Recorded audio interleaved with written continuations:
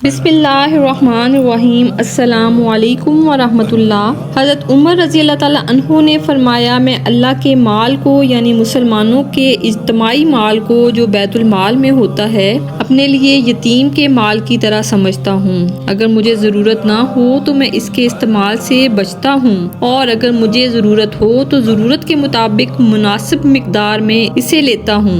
دوسری روایت میں ہے کہ میں اللہ کے مال کو اپنے لیے یتیم کے مال کی طرح سمجھتا ہوں۔ اللہ تعالیٰ نے یتیم کے مال کے بارے میں قرآن پاک میں فرمایا ہے، وَمَا كَانَ غَنِيًّا فَلْيَسْتَعْفِفْ وَمَا كَانَ فَقِيرًا فَلْيَأْكُلْ بِالْمَعْرُوفِ۔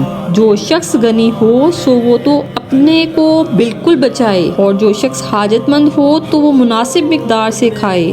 حضرت براء بن معرور رضی اللہ تعالیٰ عنہ کے ایک بیٹے کہتے ہیں کہ حضرت عمر رضی اللہ تعالیٰ عنہ ایک مرتبہ بیمار ہوئے۔ ان کے لیے علاج میں شہد تجویز کیا گیا، اور اس وقت بیت المال میں شہد کی ایک کپی موجود تھی۔ انہوں نے اس شہد کو نہ لیا بلکہ مسجد جا کر ممبر پر تشریف لے گئے اور فرمایا، مجھے علاج کے لیے شہد کی ضرورت ہے اور شہد بیت المال میں موجود ہے، اگر آپ لوگ اجازت دیں تو میں اسے لے لوں، ورنہ وہ میرے لیے حرام ہے۔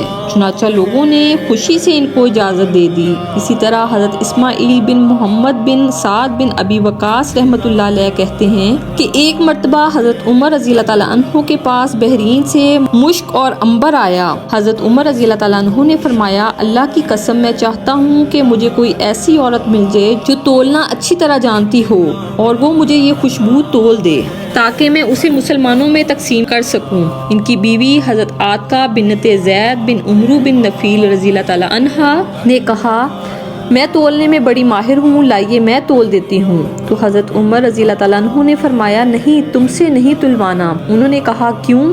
تو حضرت عمر رضی اللہ تعالیٰ عنہ نے فرمایا، مجھے ڈر ہے کہ تو اسے اپنے ہاتھوں سے ترازو میں رکھے گی، یوں کچھ نہ کچھ خوشبو تیرے ہاتھ کو لگ جائے گی اور کن پٹی اور گردن پر اپنے ہاتھ پھیرے گی، اس طرح تجھے مسلمانوں سے کچھ زیادہ خوشبو مل جائے گی۔ اسی طرح حضرت مالک بن اوس بن حدثان رحمۃ اللہ علیہ کہتے ہیں کہ حضرت عمر بن خطاب رضی اللہ تعالیٰ عنہ کے پاس روم کے بادشاہ کا قاصد آیا، اور حضرت عمر رضی اللہ تعالیٰ عنہ کی بیوی نے 1 دینار ادار لے کر عطر خریدا اور شیشیوں میں ڈال کر وہ عطر اس قاصد کے ہاتھ روم کے بادشاہ کی بیوی کو ہدیہ بھیج دیا۔ جب یہ قاصد بادشاہ کی بیوی کے پاس پہنچا اور اسے وہ عطر دیا تو اس نے وہ شیشیاں خالی کر کے جواہرات سے بھر دیں، اور قاصد سے کہا، یہ حضرت عمر بن خطاب رضی اللہ تعالیٰ عنہ کی بیوی کو دے آؤ۔ جب یہ شیشیاں حضرت عمر بن خطاب رضی اللہ تعالیٰ عنہ کی بیوی کے پاس پہنچیں تو انہوں نے شیشیوں سے وہ جواہرات نکال کر بچھونے پر رکھ دیے۔ اتنے میں حضرت عمر بن خطاب رضی اللہ تعالیٰ عنہ گھر آ گئے اور انہوں نے پوچھا کہ یہ کیا ہے۔ ان کی بیوی نے سارا قصہ سنایا تو حضرت عمر رضی اللہ تعالیٰ عنہ نے وہ تمام جواہرات لے کر بیچ دیے، اور ان کی قیمت میں صرف 1 دینار اپنی بیوی کو دیا اور باقی ساری رقم مسلمانوں کے لیے بیت المال میں جمع کرا دی۔ اسی طرح حضرت عمر بن خطاب رضی اللہ تعالیٰ عنہما فرماتے ہیں، ایک مرتبہ میں نے کچھ اونٹ خریدے اور ان کو بیت المال کی چراگاہ میں چھوڑ آیا۔ جب وہ خوب موٹے ہو گئے تو میں انہیں بیچنے کے لیے بازار لے آیا۔ اتنے میں حضرت عمر رضی اللہ تعالیٰ عنہ بھی بازار میں تشریف لے آئے اور انہیں موٹے موٹے اونٹ نظر آئے تو انہوں نے پوچھا، یہ اونٹ کس کے ہیں؟ لوگوں نے انہیں بتایا کہ یہ حضرت عبداللہ بن عمر رضی اللہ تعالیٰ عنہما کے ہیں۔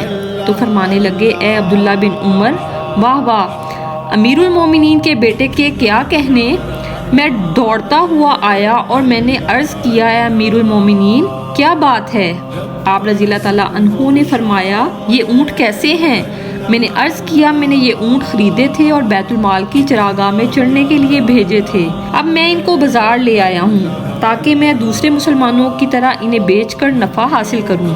تو حضرت عمر رضی اللہ تعالیٰ عنہ نے فرمایا، ہاں، بیت المال کی چراگاہ میں لوگ ایک دوسرے کو کہتے ہوں گے، امیر المومنین کے بیٹے کے اونٹوں کو چراؤ اور امیر المومنین کے بیٹے کے اونٹوں کو پانی پلاؤ، میرے بیٹے ہونے کی وجہ سے تمہارے اونٹوں کی زیادہ رعایت کی ہوگی، اس لیے اے عبداللہ بن عمر، ان اونٹوں کو بیچو اور تم نے جتنی رقم میں خریدے تھے وہ تو لے لو، اور باقی زائد رقم مسلمانوں کے بیت المال میں جمع کرا دو۔ یہ سب باتیں ہمارے لیے مشعل راہ ہیں، ہمارے لیے سبق ہے۔ اللہ کریم آج کے بھی حکمرانوں کو ان باتوں کو سمجھ کر اس کے اوپر عمل کرنے کی توفیق عنایت فرمائے اور اپنے دلوں میں خوف خدا رکھنے کی توفیق عنایت فرمائے۔ آمین۔ جزاک